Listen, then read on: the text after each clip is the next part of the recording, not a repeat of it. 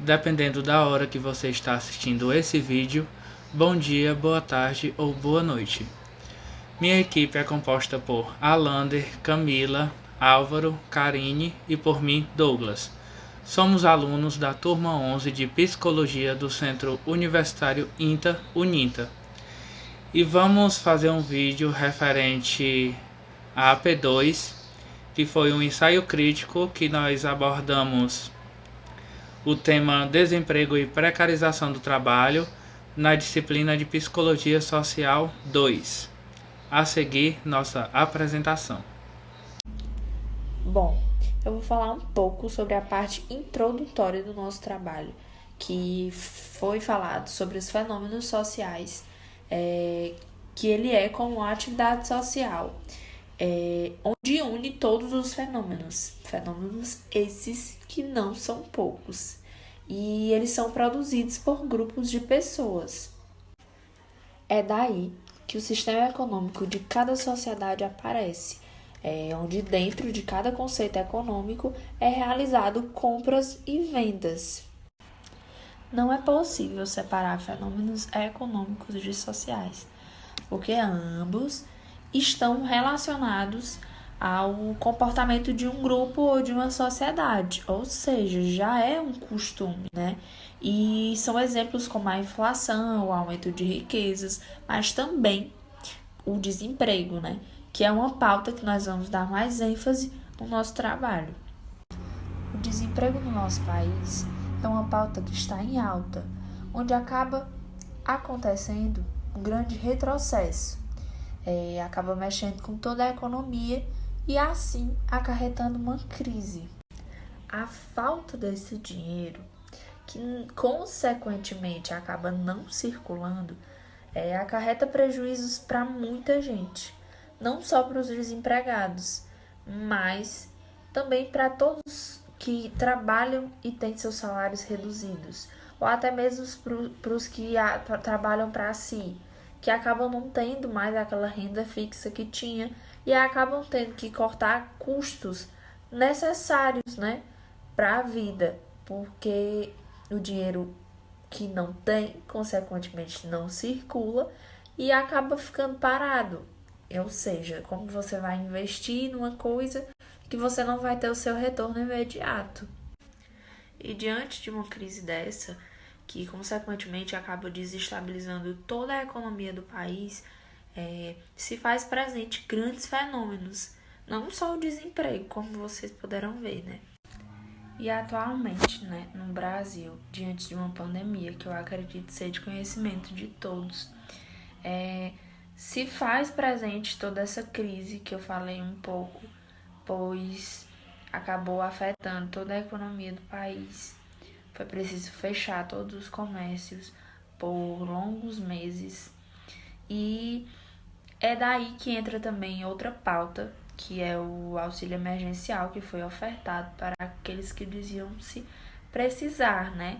Os desempregados ou os que foram demitidos durante a pandemia. Bom, para o doutor em Psicologia Social Adair Furtado, ele fala que todos os proletários, os aposentados e outras pessoas estão sob o amparo do capital. Então, todos eles estão controlados pelas condições de reprodução do capital e levando a pensar sobre a exploração da mais-valia, né? Como ela é realizada diretamente e indiretamente. Então, ele afirma que a reprodução das relações de produção estão diretamente ligadas às bases econômicas.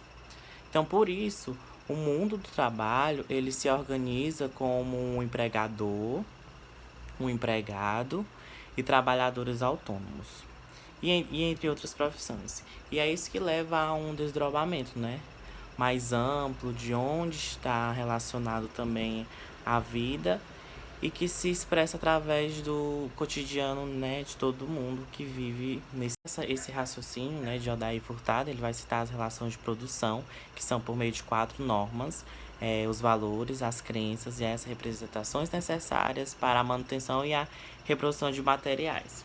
Bom, e sendo assim, ocorre um deslocamento e isso acaba exigindo uma justificativa, porque a existência dessas 4 normas onde estabelece o emprego, e como uma forma de trabalho para excelência, né? Que ele fala sobre isso, como, por exemplo, a neutralização da pobreza e a iniquidade das diferenças de raça e gênero. E é nessa dimensão que ainda gira e se movimenta a economia, né? Como podemos perceber a afirmação de Odair Furtado, onde ele diz, então ele vai afirmar que o trabalhador ele não tem banco, setor empresarial, dinâmica de capital que o defenda. O que defende ele é somente o sindicato, o seu ramo, sua central sindical, em suma sua própria organização. E tem contra si toda sorte de valores e regras de cunho ideológico que afirma e reafirma que a vida é assim mesmo. E a vida do trabalhador é trabalhar. Então ele cita isso, né, sobre a forma onde o trabalhador se encontra. Quando o assunto é desemprego, nós não podemos deixar de lembrar da nossa grande crise econômica que aconteceu em meados de 2014 no contexto histórico do nosso país. Dentre as características dessa crise, nós podemos ressaltar já o que o próprio nome diz, recessão. Trouxe o recuo do nosso produto interno bruto por 2 anos consecutivos, fazendo com que a economia declinasse nos anos de 2015 e 2016, né, de 3,5% para 3,3%. Dessa forma, a sociedade toda ficou muito revoltada e uma grande crise política aconteceu, fazendo com que o governo fosse muito atacado naquela época. Dentre as sérias consequências dessa crise, nós tivemos a redução do investimento financeiro em vários fatores, levando as empresas a consumirem menos e demitir boa parte dos seus funcionários. Com o resultado disso, as pessoas também passaram a consumir menos e o nosso país estava entrando em uma espécie de ciclo de encolhimento, onde cada vez mais nossa economia estava entrando em declínio. Além de tudo isso, o cenário social foi um dos mais afetados e submissos a todas essas situações precárias, fazendo com que também os mercados competitivos, a fim de sobreviver à crise que estava acontecendo, reduzissem seus custos, pois também com o número de colaboradores reduzidos, ocasionou um impacto significativo em todos os mercados, fazendo com que no futuro pudesse ocorrer uma retração geral de toda a economia.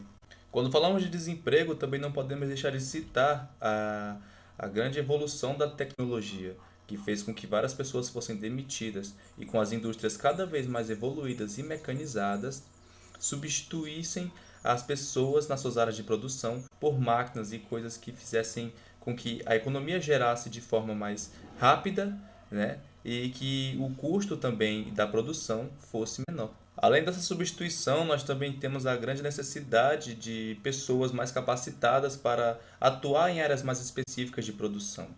E isso também foi um dos grandes motivos pelo desemprego no Brasil. Essa triste realidade bateu seu recorde no ano de 2020, através da pandemia do novo coronavírus. Sendo assim, o fluxo econômico entrou em declínio tanto no Brasil quanto nos demais países, né, do mundo todo. É de suma importância que todo o país esteja preparado para futuras imprevisibilidades. E nós vemos que o Brasil não é um desses países e está longe de ser. Os governantes, os responsáveis pela movimentação de toda essa economia, simplesmente não conseguem cumprir suas funções básicas, nos levando a esse cenário triste e decadente. Chegando ao fim da minha apresentação, gostaria de agradecer a todos pela atenção e que comecem a voltar os olhos para esses problemas. Você tanto evolui como ser humano, quanto você ajuda a evoluir o mundo. Muito obrigado. Com a pandemia do Covid-19, milhares de pessoas foram impedidas de trabalhar, devido à grande necessidade de isolamento social como estratégia de combate ao vírus.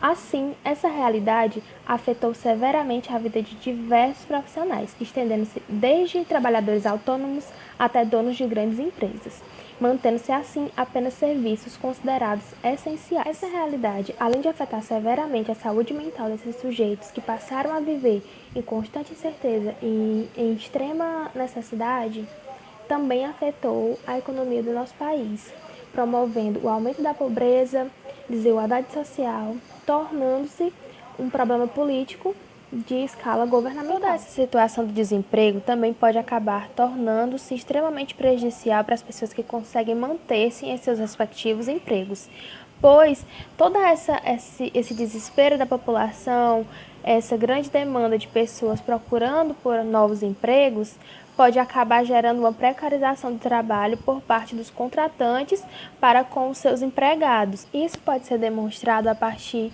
da diminuição de salários, de condições precárias no ambiente de trabalho ou até mesmo no aumento de horas indevidas de trabalho. E onde entra o papel do governo em meio a toda essa crise? Bom, a grande quantidade de desempregados faz com que haja uma diminuição da quantidade de dinheiro na mão da população.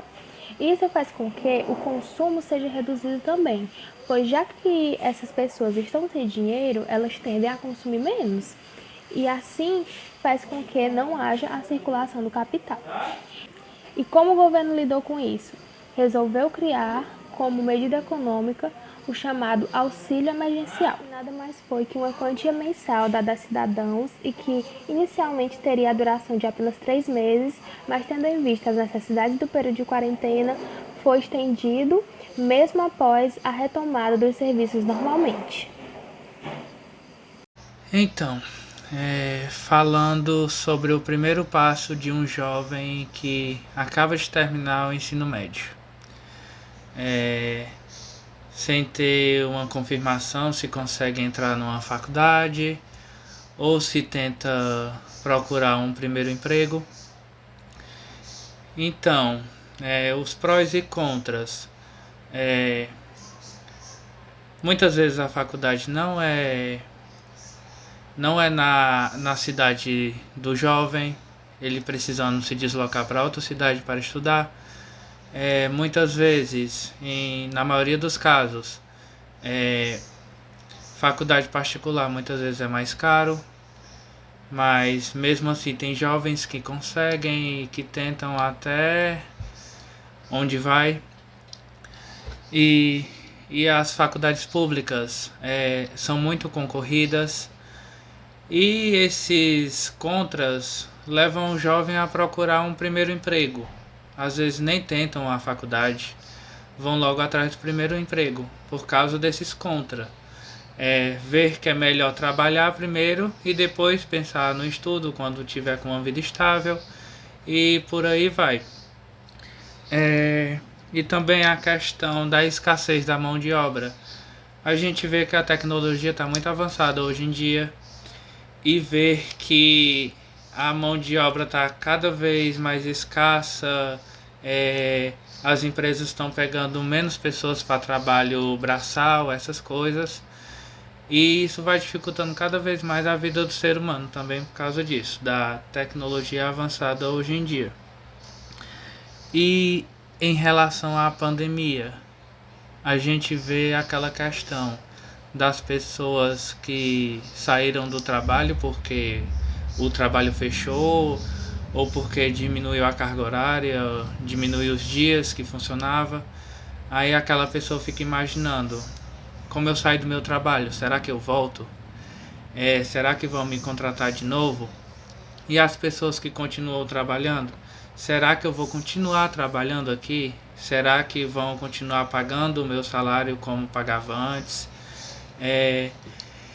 Então, nesse caso, a gente tem que ver muito esse lado da empatia do próprio patrão com o funcionário. A gente vê essa questão de pensar no próximo, porque a gente vai viver um novo normal, um novo jeito de viver em sociedade, um jeito de viver individualmente, tudo um novo normal, como dizem. E aí a gente vai ter que ir se adaptando sempre, porque não sabemos até quando vai essa pandemia, se pode ter cura ou pelo menos diminuir essa forma de proliferação do vírus, e temos que viver o novo normal.